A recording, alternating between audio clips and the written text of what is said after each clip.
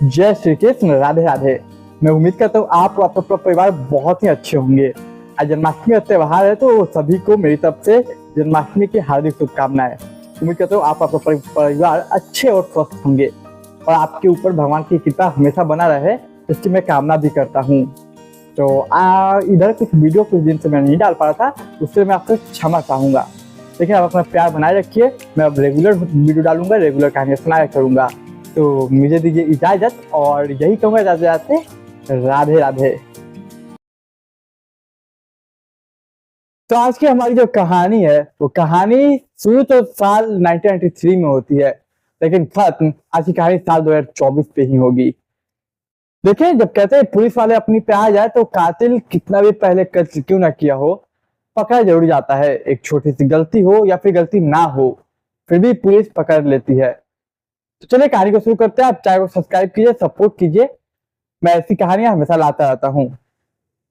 तो देखिए, आज की जो कहानी है वो कहानी है साल 1993 की। जगह दिल्ली में एक जगह है नरेला। इस नरेला में रहने वाला एक परिवार जिसका बेटे की कहानी है, उसका प्रेम नारायण। देखिए, प्रेम नारायण अच्छा खासा जॉब करता था, देखने में स्मार्ट था। इसके परिवार वाले सोचते क्यों ना बेटा का शादी कर दे, और जबकि बेटा खूब स्मार्ट, पैसे वाला, अच्छा जॉब, तो कई लोग चाहते थे कि अपनी उनकी बेटी का शादी प्रेम नारायण से हो। उसी में से एक और शख्स था जो अपनी बेटी का शादी प्रेम नारायण से करवाना चाहता था। उस शख्स का नाम था शंभू दयाल। तो देखिए, शंभू दयाल उसके दो साथी थे। पहला का नाम मुनीलाल और दूसरा का दयाराम। ये दोनों साथी थे। वो लोग कोशिश कर रहे थे कि प्रेम नारायण से उसकी बेटी की शादी हो जाए, लेकिन जब बातें चलती, बातें होती, तो प्रेम नारायण के जो पिता हैं वो कहते कि देखिए, मैं कुछ भी कह दूं, कुछ भी हो जाए, लेकिन आखिरी जो फैसला होगा वो मेरे बेटे का होगा। तो यूं ही एक रोज साल 1993 में शंभू दयाल, मुन्नीलाल और दयालाल निकल जाते हैं प्रेम नारायण से बात करने। अब प्रेम नारायण और दयालाल बात करते हैं, बाकी दो लोग बगल में बैठे रहते हैं। तो देखिए, कुछ बातचीत होती है, तमाम चीजें होती है। ये जो प्रेम नारायण था कहता है कि लड़की का फोटो दिखाइए। लड़की का फोटो देखते ही ये मना कर देता है प्रेमलाल कि मुझे शादी नहीं करनी आपकी बेटी से। अब ये बात सुन के शंभू दयाल बोलता है कि बेटा कर लो, लड़की अच्छी है, संस्कारी है, तमाम चीजें। और फिर इन लोगों के बीच बातें स्टार्ट होती है और ये बातें देखते देखते बहस में तब्दील हो जाती है। यार, शंभू लाल लगातार प्रेशर बनाया कि तुम्हें बेटी से शादी कर लो, और प्रेम नारायण को लड़की पसंद नहीं। देखते देखते बात से बहस और बहस से लड़ाइयां शुरू हो जाती है। हालांकि बगल में मुन्नीलाल और दयालाल थे, दयाराम, इन दोनों कुछ करते नहीं, उन दोनों को लड़ने देते हैं। बात इतनी आगे बढ़ जाती है कि हाथापाई पे बात आती है। अब देखिए, प्रेम नारायण के पिता और उनके एक अंकल थे, वो दोनों भी अब मारपीट पे आ जाते हैं और शंभूलाल को मारने लगते हैं। अब जब ये दोनों मारने लगते, इतना मारने लगते, ये तीनों मिलकर प्रेम नारायण, उनके पिता और उनके अंकल की मौके वारदात पे ही शंभू दयाल मर जाता है। अब ये देख के बाकी जो दो लोग थे वो घबरा जाते हैं। मुन्नीलाल और दयाराम दोनों भागते भागते पुलिस स्टेशन पहुंचते और वहां पे जाके कंप्लेन करते। अब ये बात 1993 की थी। फौरन पुलिस पहुंचती जिप्सी पे बैठकर और फौरन शंभूलाल की बॉडी को रिकवर करती, वहां से भेज देती फॉरेंसिक के लिए। अब देखिए, इधर अब खोजा जाता है प्रेम नारायण, उसके पिता और उसके अंकल को। लेकिन तब तक प्रेम नारायण, उसके पिता और उसके अंकल भाग चुके थे कहीं। हालांकि उनको पकड़ने के लिए पुलिस जाल बिछाती है और तमाम नाकाबंदी करती है, लेकिन हाथ कुछ नहीं लगता। और 2-3 दिन कुछ समय बाद पोस्टमार्टम रिपोर्ट आती है। पोस्टमार्टम में भी ये क्लियर होता है कि ये क्लियर मर्डर है, और गवाही में दो लोग थे, मुन्नीलाल और दयाराम। एक बात कोर्ट में जाती, हमेशा पेशी होती। कोर्ट कहती कि उन्हें पकड़ के लाइए। अब इधर जब लगभग पकड़ाते नहीं कोई, लगभग साल गुजर जाता है। 1993 में मर्डर हुआ, साल 1994 आ जाता। इन एक साल के बीच कोर्ट हमेशा बोलती कि पकड़ के लाइए जहां भी है, लेकिन एक साल में जब पुलिस नहीं पकड़ पाती तो कोर्ट प्रेम नारायण, उसके पिता, उसके अंकल को भगौड़ा साबित कर देती, भगौड़ा करार देती और कहती कि अब इन्हें कैसे भी पकड़ के लाइए। अब पुलिस के पास केवल एक काम था कि इसको कैसे भी पकड़ के लाना है, दुनिया के जिस कोने में हो। कोर्ट ने भी कह दिया कि ये भगौड़े हैं, क्योंकि अब भागे नहीं है, कत्ल उन्होंने नहीं किया, ताकि भागे क्यों। इसलिए कोर्ट मानती है उनको मुजरिम और उसे भगोड़ा साबित करती है। फिर देखें, समय का चक्र चलने लगता है और समय गुजरने लगता है। पुलिस तमाम तरीके से कोशिश करती है। साल 5 साल गुजर जाते हैं, 4-5 साल गुजर जाते हैं। जब साल 1998, 1999 और 2000 आता है, तब तक पुलिस पूरी कोशिश करती कि कैसे भी प्रेम नारायण को पकड़ा जाए। उसकी फैमिली से पूछती, क्योंकि उस समय ना कैमरा हुआ करते थे और ना मोबाइल फोन, तो पकड़ना इतना आसान नहीं था पुलिस के लिए, क्योंकि कहीं देख नहीं सकते थे, कहीं वो फोन को ट्रैक पे नहीं डाल सकते थे।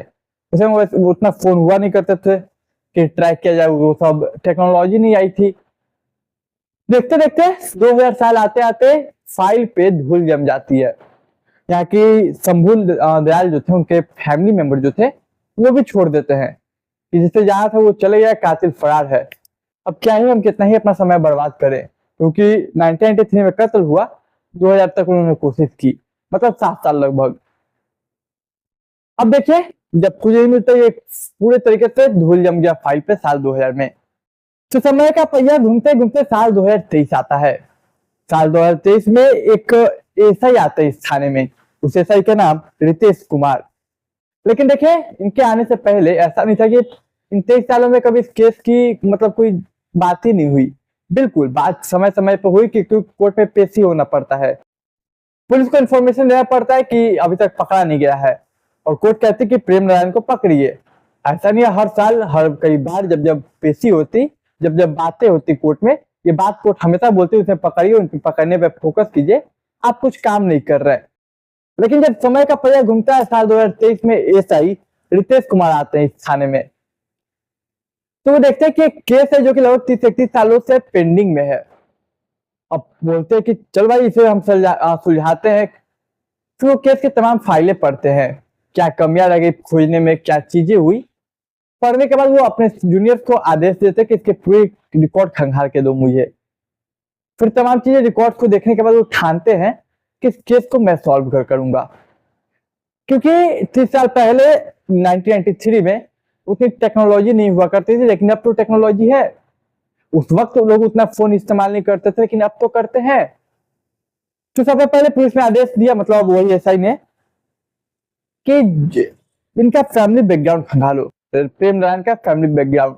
अभी वो किस किस से बात कर रहे हैं, किस किस से कम, किस से ज्यादा, वो लोग कहाँ पे रहते हैं, क्या रिलेशन है उनका। अब पुलिस इस काम में लग जाती है और पूरा रिकॉर्ड खंगालती है। रिकॉर्ड में कई ऐसे सामने शख्स आते हैं, कई नाम आते हैं जो कि फोन पे बातें किए करते थे लंबी लंबी। लेकिन अफसोस इसमें प्रेम नारायण का नाम नहीं मिलता। लेकिन लगातार कोशिश करने के बाद एसआई के एक सूचना मिलती है कि प्रेम नारायण जो है वो 2024 में एक शादी में आने वाला है। अब देखिए, साल 2024 में एक शादी, यानी कि 10 जुलाई 2024 में एक शादी थी, आने वाला था। तो ये सूचना पुलिस को पहले मिल गई। समय का पहिया घूमता है और पुलिस प्लानिंग करती है। पुलिस की प्लानिंग सिंपल थी कि शादी होने वाली है तो वहां कैंटरिंग की जरूरत होगी। तो पुलिस बकायदा एक पूरी टीम रेडी करती कैंटरिंग की, क्योंकि शादी तो किसी की थी, उस शादी में प्रेम नारायण आ रहा था, तो उसके वजह से किसी गेस्ट को दिक्कत नहीं होनी चाहिए और उन्हें कोई कमी नहीं होनी चाहिए, जबकि वो रिप्लेस करते खुद को एज ए कैटरिंग से, और जो भी तमाम वेटर्स हुए उनसे। तो जो भी शादी का देखभाल होगा वो हम करेंगे अपनी ड्यूटी को करते वक्त, लेकिन पूरा फोकस उस पर नहीं होगा, क्योंकि हमें सैकड़ों के भीड़ में प्रेम नारायण को खोजना है। और ऐसा ना हो जाए कि हम काम में ही बिजी रहे और प्रेम नारायण निकल जाए। तो तमाम चीजें, तमाम तैयारी करने के बाद तारीख आती है 10 जुलाई, जब वो शादी थी। अब सभी तमाम पुलिस की जो पूरी टीम थी, वो अड्डे बन के चाय तो कॉफी तो तमाम चीजें समय पे रिश्तेदार को, पड़ोसियों को, यहाँ तक कि बारातियों को वो समय पे परोसते। अब रात गुजर जाती है, लेकिन अफसोस प्रेम नारायण नहीं आता। अब पूरी टीम हार मान लेती है कि सर, आपके कहने पे हमने ये 30 साल पुराना केस को खोला, डिटेल निकाला, और ये पता क्या कि प्रेम नारायण पहुंचने वाला था, लेकिन अब ना वो आया और ना हमारी मेहनत रंग लाई। सभी की उम्मीदें टूट रही थी। उसी बीच रितेश कुमार जो कि एसआई थे, वो हिम्मत देते हैं, अरे नहीं आया तो क्या हुआ, हम थोड़ी हार माने हैं, पकड़ना तो किसी भी कीमत पे है। एक चीज तो है कि यहाँ परिवार वाले हमें जान गए हैं, तो चलो उन्हीं से कुछ इन्फॉर्मेशन निकलवाते हैं। अब सभी लोग जबकि चूंकि कैंटीन की तरफ से गए थे तो सभी लोग परिवार से बात करते हैं, तमाम पर्सनल होने की कोशिश करते हैं। देखते देखते बहुत जल्दी वो लोग घुल मिल जाते हैं। उसी में घुल मिल में एक गलती से एक रिश्तेदार बता देता है कि 30 साल पहले की बात है। 30 सालों से इस घर का एक बेटा प्रेम नारायण, वो अब यहाँ नहीं रहता, वो ना आ पाया। वो अब यूपी के कानपुर में रह के अपना परिवार को देखभाल करता। देखिए, आकर पुलिस को एक नई उम्मीद मिलती है।